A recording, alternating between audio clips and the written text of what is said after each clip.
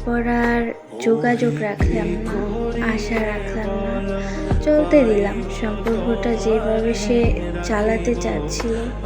নিজেকে বুঝ দিয়ে দিলাম জোর করে আর ভালোবাসা পাওয়া যায় না। শুধু অপেক্ষায় রইলাম সে কবে নিজ থেকে এসে বিচ্ছেদের পত্রটা দিয়ে যাবে।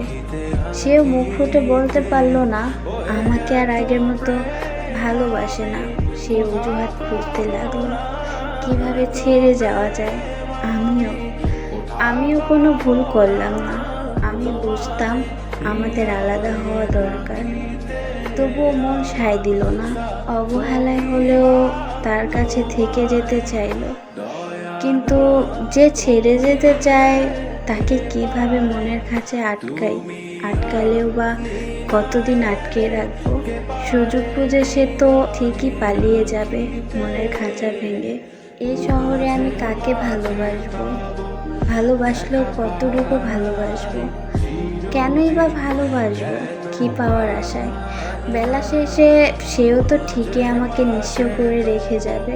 বুকের খাঁচায় পৃথিবীতে সবচেয়ে বাজে অনুভূতি হলো যাকে ভালোবাসি তার কাছ থেকে ভালোবাসা না পাওয়া, তাকে কাছে না পাওয়া।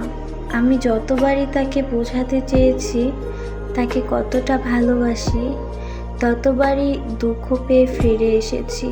সে কখনো বুঝেনি ভুলটা তারই ছিল। আমিও আর কোনো অভিযোগ রাখিনি। শেষ বেলায় অপেক্ষার বাঁধ ভেঙে বিচ্ছেদের পত্রটা আমি লিখেছিলাম। তাতে লেখা ছিল কাউকে মায়ে জড়িয়ে ছুঁড়ে ফেলা উচিত নয়, অন্তরাত্মা কষ্ট পায়।